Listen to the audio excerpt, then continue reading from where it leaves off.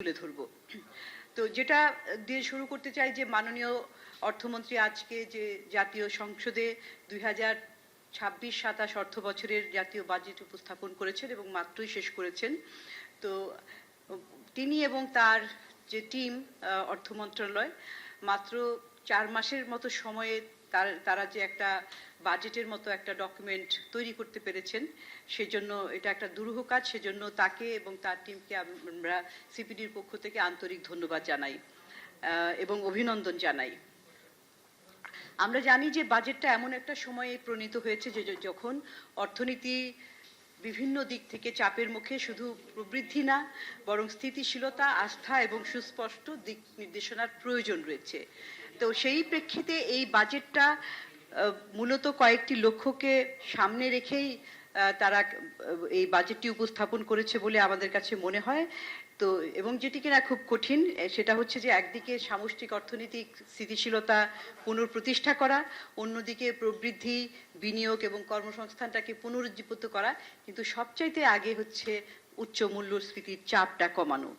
এবং আমরা দেখেছি যে বাজেটের যে মূল লক্ষ্যগুলো, সেগুলোতেই অর্থনৈতিক স্থিতিশীলতা, প্রাতিষ্ঠানিক যে পুনর্গঠন, বিনিয়োগ নির্ভর একটা অর্থনীতি, সেগুলোই গুরুত্ব পেয়েছে। এবং অনেক দিক থেকেই যে তাদের এই সরকারের যে বিএনপির যে নির্বাচনী ইশতেহারে যেগুলো ছিল মূল বিষয়, সেগুলোর অনেকখানি প্রতিফলন আমরা দেখতে পেয়েছি। যেমন এখানে অর্থনীতির গণতান্ত্রিকরণ, কর্মসংস্থান সৃষ্টি, প্রাতিষ্ঠানিক সংস্কার, বেসরকারি খাত নির্ভর একটা প্রবৃদ্ধি এবং সুশাসন, সেগুলো জোর দেওয়া হয়েছে। সেগুলোর কিছু প্রতিফলন আমরা দেখতে পাচ্ছি।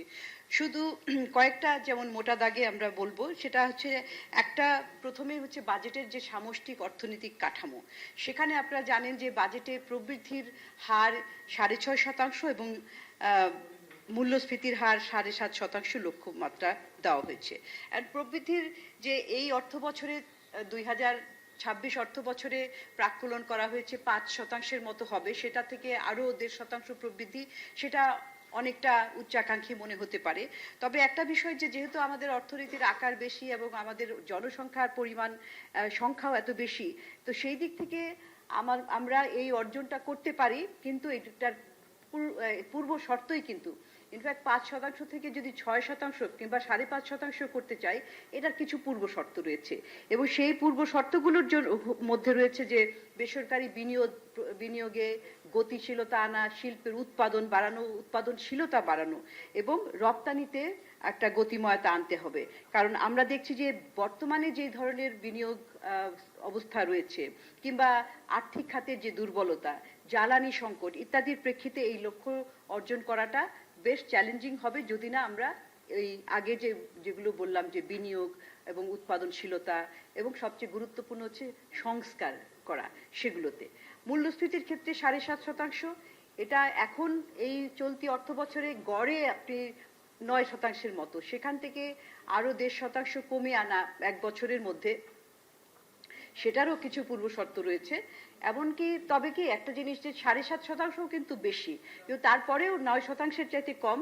তো মূল্যস্ফীতিটাকে আসলে অর্থবহভাবে কমাতে হলে কয়েকটা বিষয় খেয়াল রাখতে হবে। যেমন আমাদের যে আমাদের টাকার সাথে বৈদেশিক মুদ্রার বিনিময় হার, এটাকে একটা স্থিতিশীল করা, খাদ্য সরবরাহ ব্যবস্থা, কৃষি উৎপাদন ব্যবস্থা, এটাকে উন্নত করা, জ্বালানি সরবরাহটা নিশ্চিত করা, এবং তার পাশাপাশি যে মুদ্রানীতি, এই মুদ্রানীতিটাকে খুব প্রুডেন্টলি, খুব বিচক্ষণতার সাথে আসলে পরিপালন করা। আমরা তো এখন একটা সংকোচনমূলক মুদ্রানীতি অবলম্বন করছি, কিন্তু আমরা জানি যে বিনিয়োগ বাড়ানোর জন্য একটা চাপ রয়েছে, কিন্তু সেটা করার জন্যই আসলে একটা খুব বিচক্ষণ পলিসি নেওয়া এবং তার পাশাপাশি রাজস্ব নীতির সাথেও একটা সমন্বয় করার বিষয় রয়েছে। যদিও আমরা জানি যে বাজেটের আকার অনেকখানি বৃদ্ধি পেয়েছে, কিন্তু সেই ক্ষেত্রে এই যে বর্ধিত রাজস্ব লক্ষ্যমাত্রা কিংবা রাজস্ব ব্যয়, এটার ক্ষেত্রে যদি আমরা উৎপাদনশীলতা বাড়াতে পারি, ব্যয় করে যদি তার বিপরীতে আমরা আয় বাড়াতে পারি, উৎপাদনশীলতা বাড়াতে পারি, বিনিয়োগ সঠিক জায়গায় করতে পারি, তাহলে এই ইয়েটা সম্ভব, আমাদের যে মূল্যস্ফীতির যে চাপটা, এটা কমানো সম্ভব। তবে আরেকটা বিষয় মনে রাখতে হবে যে আন্তর্জাতিক বাজারেও কিন্তু বাজারের গতিময়তা কিংবা সেই বাজারে বিশেষ করে জ্বালানি তেলের মূল্য সেটার একটা প্রভাব থাকতে পারে, কিন্তু বর্তমান অবস্থায় থাকলে এবং ওই শর্তগুলো পূরণ করলে সেটা সম্ভব। রাজস্ব আহরণের ক্ষেত্রে কিংবা আরো কয়েকটি লক্ষ্য ম্যাক্রো ইকোনমিক কিংবা সামষ্টিক অর্থনীতির যে কতগুলি সূচক এই medium term macro economic policy স্টেটমেন্টে দেওয়া হয়েছে, সেটা নিয়ে আমরা দু একটা কথা বলতে চাই। সেটা হলো যে লক্ষ্যমাত্রাগুলো যেটা প্রাক্কলন করা হয়েছে সেইটার অনুমিতিগুলো অর্থাৎ অ্যাজাম্পশনগুলো আরেকটু বাস্তবসম্মত হওয়া উচিত ছিল। কারণ এই লক্ষ্যমাত্রাগুলি যদি বাস্তবসম্মত না হয় তাহলে সেটা পূরণ করা যায় না, এবং যখনই লক্ষ্যমাত্রা পূরণ করা যায় না তখনই কিন্তু এই যে বাজেটের যে একটা শৃঙ্খলা, এই শৃঙ্খলাটা বিনষ্ট হয়ে যায়। তখন আর ওই লক্ষ্যমাত্রাগুলি বাজেটের কিভাবে অর্থ সরবরাহ হবে, কিভাবে ব্যয় হবে, কোথা থেকে অর্থ আসবে, এই ধরনের একটা শৃঙ্খলা আর অভাব দেখা দেয়। আমি দুটো উদাহরণ এখানে দিব। একটা উদাহরণ হচ্ছে যে রাজস্ব আদায়।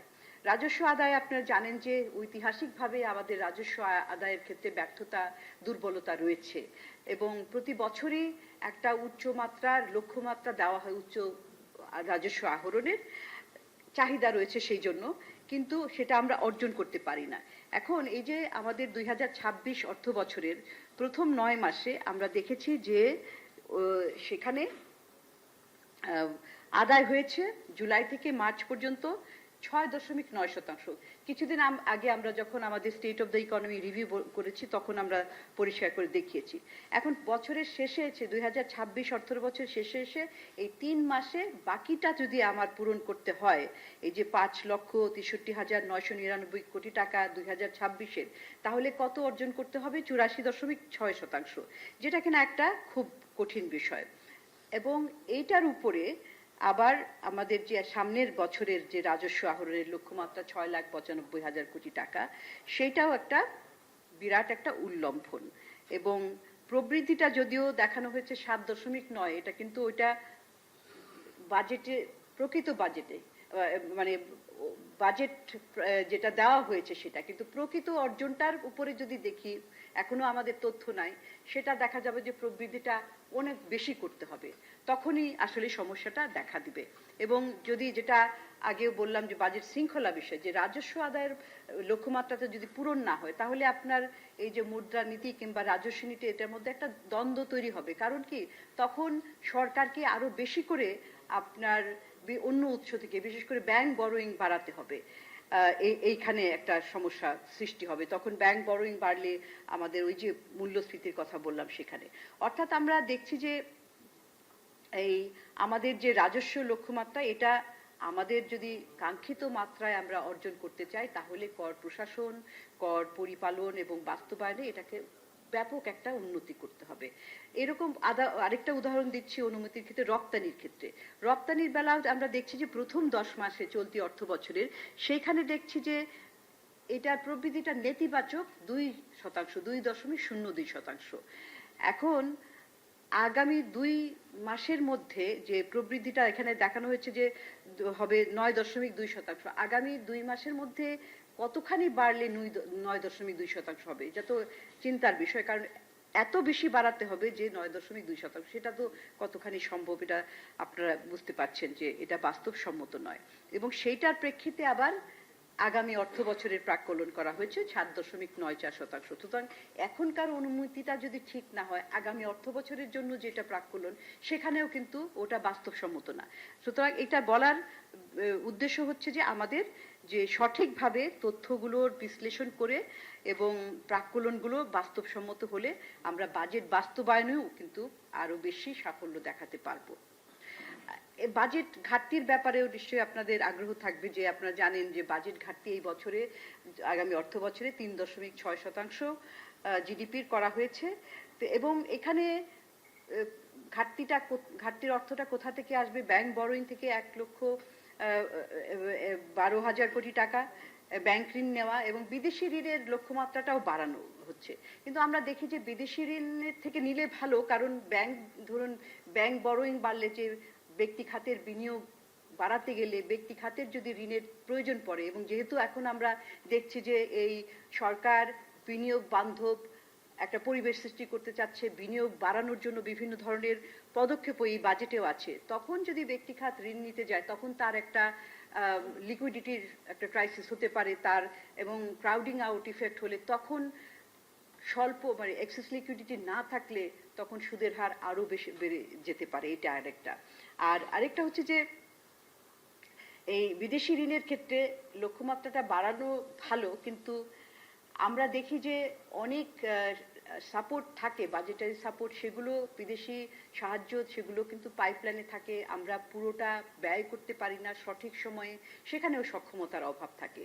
তো ওই সক্ষমতার অভাব থাকলে তো বেশি করে পাওয়া যাবে না, আমি যেটা আছে সেটাই ব্যবহার করতে পারি না, তাহলে সেখানেও কিন্তু একটা উৎকর্ষতা সাধন করতে হবে। আর রাজস্ব নীতির ক্ষেত্রে আমরা দেখছি যে কিছু কিছু অনেক ক্ষেত্রে বিশেষ করে ব্যবসার ক্ষেত্রে ব্যয় কমানো এবং বিনিয়োগ উৎসাহিত করার জন্য সরকার অনেক জায়গাতেই কর এবং শুল্ক সংস্কারের প্রস্তাব দিয়েছে। রপ্তানি সহায়তা এবং শুল্ক প্রক্রিয়া সহজ করা, তারপরে যারা রপ্তানিমুখী শিল্পের জন্য শুল্কমুক্ত আমদানি সুবিধা সম্প্রসারণ, এবং তারপরে যেগুলো সিস্টেমেটিক জটিলতা, প্রক্রিয়াগত জটিলতা আছে, ভিএটি সহজ করা, ডিজিটাল কর প্রশাসন শক্তিশালী করা, এগুলোর ব্যাপারে তারা অনেক বলেছে তারা এই বাজেটের মধ্যে। এবং এগুলো সবই কিন্তু একটা যৌক্তিক পদক্ষেপ, কারণ আমরা জানি যে রপ্তানির কথা বললাম যে রপ্তানি এই অর্থ বছরে কেমন একটা চাপের মুখে রয়েছে, এবং রোবাস্ট রপ্তানি আয় না বাড়াতে পারলে আমাদের বৈদেশিক যে মুদ্রার রিজার্ভ সেখানেও কিন্তু একটা চাপ সৃষ্টি হবে। এবং আরো আমরা দেখেছি যে রাজস্ব যে আহরণ জোরদার করা, সেখানে কিছু কিছু ক্ষেত্রে আমরা লক্ষ্য করছি যে সেখানে যে বিনিয়োগ এবং কর্মসংস্থান বৃদ্ধির মাধ্যমে যে এই অর্থনীতির যে গতিময়তা আনার, সেটার ক্ষেত্রেও কিন্তু আপনার এই যে কতগুলি কর, অনেক ক্ষেত্রে কর রেয়াত কিংবা কর সুবিধা একদিকে দেওয়া হয়েছে, কোনো কোনো ক্ষেত্রে কর আবার রেয়াতও তুলে দেওয়া হয়েছে। এখন ধরেন যে যদি আপনার কর সুবিধা দেওয়া হয় তখন রাজস্ব আহরণ হয়তো ক্ষতিগ্রস্ত রাজস্ব আহরণ কিছুটা কমবে, কিন্তু যদি ওই কমার গ্যাপটা পূরণ করা যাবে যদি সেই বিনিয়োগ থেকে যে সুবিধাটা দেওয়া হচ্ছে ব্যক্তি খাতকে, তারা যদি তাদের উৎপাদনশীলতা বাড়ায় এবং তাদের বিনিয়োগ থেকে রিটার্নটা বাড়ে, তাহলে কিন্তু অর্থনীতিতে আবার চাঙ্গা আসবে, অর্থনীতিতে ওই অর্থ করের যে ছাড়টা, করটা যে পেল না রাজস্ব বিভাগ, সেটা কিন্তু পূরণ হয়ে যাবে তাদের উৎপাদনশীলতা, তাদের অর্থনীতিতে তাদের যে অবদানটা। এবং আরো বিষয় যে বিনিয়োগের ক্ষেত্রে যেটা বললাম যে বিনিয়োগ এবং কর্মসংস্থানের ক্ষেত্রেও বেশ কিছু এখানে পদক্ষেপ নেওয়া হয়েছে, এবং যে এই সরকারের লক্ষ্যমাত্রা যে 2030-31 সালের মধ্যে বিনিয়োগটা, মোট বিনিয়োগ বাড়িয়ে সেটা 40% যাবে, সেই ক্ষেত্রে আমরা দেখছি যে রপ্তানি বহুমুখীকরণ কিংবা শিল্পের যে এক্সপ্যানশন, সম্প্রসারণ করা, এবং উদ্যোক্তা উন্নয়নের ক্ষেত্রে এবং এসএমইর ক্ষেত্রেও দেখলাম, বিশেষ করে বাজেটে যেমন উৎপাদনমুখী শিল্প, ক্ষুদ্র মাঝারি উদ্যোগ, কৃষি, তথ্য প্রযুক্তি, দক্ষতা উন্নয়ন, এগুলো খাতকে গুরুত্ব দেওয়া হয়েছে, এবং এই খাতগুলোতে কর্মসংস্থান সৃষ্টিরও অনেক সুযোগ রয়েছে। আরেকটা উল্লেখযোগ্য বিষয় আমি উল্লেখ করতে চাই এখানে, সেটা হচ্ছে যে বাজেটে যে নবায়নযোগ্য জ্বালানির উপরে বেশ কিছু ইতিবাচক আসলে পদক্ষেপ আমরা দেখেছি, যে সৌর বিদ্যুতের ক্ষেত্রে সেখানে কর প্রায় সবগুলোতেই সেখানে শূন্য করে দেওয়া হয়েছে, অর্থাৎ সোলার যে প্যানেল এবং বিভিন্ন যন্ত্রপাতি সেগুলোর ক্ষেত্রে কর ছাড় দেওয়া হয়েছে, সেগুলো ভালো। এবং ইভি যেটা বৈদ্যুতিক যানবাহন, সেখানেও কিন্তু এটা ব্যবহারে উৎসাহ দেওয়া হয়েছে, এবং ইভি আমদানিতে কর এবং শুল্ক কাঠামো সেখানে একটা শিথিলতা দেওয়া হয়েছে। এগুলো সবই নবায়নযোগ্য জ্বালানি ভিত্তিক একটা অর্থনীতির দিকে যাওয়ার একটা ইঙ্গিত। আর স্বাস্থ্য, শিক্ষা, সামাজিক সুরক্ষা, স্বাস্থ্য খাত কিংবা শিক্ষা খাত, সামাজিক সুরক্ষা, অর্থাৎ সামাজিক খাতের যে ব্যয় এবং ব্যয়ের দক্ষতা, এটা নিয়েও আমরা বহুবার সবাই আলোচনা করছি, এবং একদিকে হচ্ছে ব্যয়ের বরাদ্দ কম, অন্যদিকে যে ব্যয়ের উৎকর্ষটা সেটা কম। আমরা দেখছি যে স্বাস্থ্য খাতে এই বছরে, শিক্ষা খাতে বৃদ্ধি হয়েছে যে 2025-26 অর্থ বছরে ছিল জিডিপির 1.4% শিক্ষা খাতে বরাদ্দ। এই 2026 সালে এটা বেড়ে 1.79% হয়েছে। এখানে স্বাস্থ্য খাতেও দেখছি আমরা বরাদ্দটাও প্রায় দ্বিগুণ হয়েছে জিডিপির আকারে। সুতরাং এটা একটা খুবই ভালো পদক্ষেপ এবং দুইটা খাতেই কিন্তু আমাদের বরাদ্দ বাড়ানো উচিত। বহুদিন থেকে একই রকম স্ট্যাগনেন্ট অবস্থায় রয়েছে, কিন্তু চাহিদাটা অনেক বেশি। কিন্তু আবার এটাও বলতে পারেন যে শুধুমাত্র বরাদ্দ বাড়িয়েই তো হবে না, সেটা থেকে গুণগত মান, শিক্ষার মান কিংবা স্বাস্থ্য সেবার মান সেগুলো যদি না বাড়ে তাহলে ব্যয় বাড়িয়েও কিন্তু আসলে কোনো লাভ হবে না, সেটা কিন্তু অপচয় হবে। সেই দিকেও গুরুত্ব দেওয়া প্রয়োজন। আর সামাজিক নিরাপত্তা কর্মসূচি, সেখানেও আমরা জানি যে এখানে বরাদ্দ বাড়ানো হয়েছে জিডিপির আকারে 2.11% বাড়ানো হয়েছে। গত অর্থ বছরে ছিল 1.98%। এবং সেটা একটা গুরুত্বপূর্ণ এখানে পদক্ষেপ যে এই ফ্যামিলি কার্ডের যে আপনার সংযোজন করা, ফ্যামিলি কার্ডটা এটা একটা তাদের এই সরকারের একটা সিগনেচার প্রজেক্ট। সেই প্রজেক্টটা এখানেও কিভাবে পরিপালন হবে, কিভাবে বাস্তবায়ন হবে সেটাই বিষয়। এবং আমাদের যে ইতিমধ্যেই আরো প্রায় 95টা সামাজিক সুরক্ষার কর্মসূচি রয়েছে, সেগুলোকে এটার মধ্যে কিভাবে স্ট্রিমলাইন করবে, একীভূত করে একটা কর্মসূচির মধ্যে আনা, সেইটার কাজটাও সুচারুরূপে করতে হবে। তা না হলে ওই যে আমরা সবসময় বলি যে সুবিধাভোগী নির্বাচনের ক্ষেত্রে যাদের প্রয়োজন তারা আসতে পারছে না, যাদের প্রয়োজন নাই তারা আসছে, সেটা দরকার। এবং সেটার প্রেক্ষিতে তথ্য অর্থাৎ সুবিধাভোগীদের ডেটাবেসটা সেটাকে শক্তিশালী করা এবং তার পাশাপাশি বিতরণ ব্যবস্থা, সেখানে ডিজিটাইজেশন প্রযুক্তির ব্যবহার, সেগুলো তারা বলেছে। সেগুলো আমরা আশা করি এখানেও কিন্তু ব্যয়ের ক্ষেত্রে একটা দক্ষতা এবং স্বচ্ছতার বিষয় রয়েছে, অ্যাকাউন্টেবিলিটির বিষয় রয়েছে। সবশেষে যেটা বলতে চাই যে সংস্কার এবং সুশাসন, সেই ব্যাপারে তারা কি বলেছে, যদিও এখানে খুবই পরিষ্কারভাবে বলা হয়নি, কিন্তু তারা মোটা দাগে এই সংস্কারের ব্যাপারে এবং সুশাসনের ব্যাপারে যে সচেতন এবং কার্যক্রম করতে চায়, তারা অনেক কিছু করতে চায়, সেটার একটা আমরা প্রতিফলন দেখছি। কারণ বাজেটে আমরা দেখছি যে তারা বলেছেন যে অর্থনীতি পুনরুদ্ধারের জন্য একটা সুশাসন ভিত্তিক সংস্কার দরকার। এবং এটার মধ্যে, সংস্কারগুলোর মধ্যে রয়েছে যে একটা তো হচ্ছে জাতীয় রাজস্ব বোর্ডের কর নীতি এবং কর প্রশাসনের পৃথকীকরণ যেটা করা হয়েছে, এটাকে আসলে সঠিকভাবে বাস্তবায়ন করা এবং রাজস্ব ব্যবস্থার যে অটোমেশন, ব্যাংকিং খাতের পুনর্গঠন, আর্থিক খাতে সুশাসন জোরদার করা, তারপরে বিভিন্ন রেগুলেটরি বডির নিয়ন্ত্রণ সংস্থার এবং নিয়ন্ত্রণ কাঠামো যেগুলো, সেগুলাকে আসলে সহজীকরণ করা, বিভিন্ন রেগুলেটরি রিকোয়ারমেন্ট যে থাকে জটিল, সেটা বিনিয়োগের ক্ষেত্রে হোক কিংবা অন্যান্য কার্যক্রমের জন্য, সেগুলিকে সহজীকরণ করা, এগুলো ইতিবাচক পদক্ষেপ। কিন্তু এটা এখানেও একই ধরনের কথা প্রযোজ্য যে এগুলো বাস্তবায়ন করবে কিভাবে, সেটা ঘোষণা দেওয়া হয়েছে, কিন্তু প্রতিষ্ঠানগুলোকে কার্যকরভাবে পুনর্গঠন করা এটা কিন্তু অনেক চ্যালেঞ্জিং। কারণ আসলে যে কোনো ধরনের সংস্কারই অজনপ্রিয় হয় এবং অজনপ্রিয় হলে সেই সংস্কারগুলি কিন্তু বাধাগ্রস্ত হয়। কিন্তু যেহেতু এই সরকারের এটি প্রথম বাজেট, এই সরকার প্রথম এসেছে, প্রথম বছরের বাজেট, সংস্কারের জন্য এটি একটা উত্তম সময়। প্রথম দিকেই সংস্কারগুলো করতে হয়, যেহেতু এগুলো কঠিন এবং সংস্কার তো একটা চলমান প্রক্রিয়া, সময়ও লাগে। এটা স্বল্প মেয়াদী কোনো পদক্ষেপ না, এটা মধ্যম এবং দীর্ঘমেয়াদী পদক্ষেপ চলমান। সেই জন্য এই বছরেই যে সমস্ত সংস্কারের কর্মসূচি কিংবা কমিটমেন্ট এই বাজেটে দেওয়া হয়েছে এবং তাদের নির্বাচনী ইশতেহারে দেওয়া হয়েছে, সেগুলি করতে হবে। এবং সেগুলি করার জন্য যেটা প্রয়োজন, রাজনৈতিক সদিচ্ছা এবং প্রশাসনিক সক্ষমতা এবং একটা দীর্ঘমেয়াদী ধারাবাহিক প্রচেষ্টা চালিয়ে যাওয়া, সেটাই হচ্ছে গুরুত্বপূর্ণ। আমি এখানেই থামছি। আপনাদের সাথে আবার আগামীকাল দেখা হবে।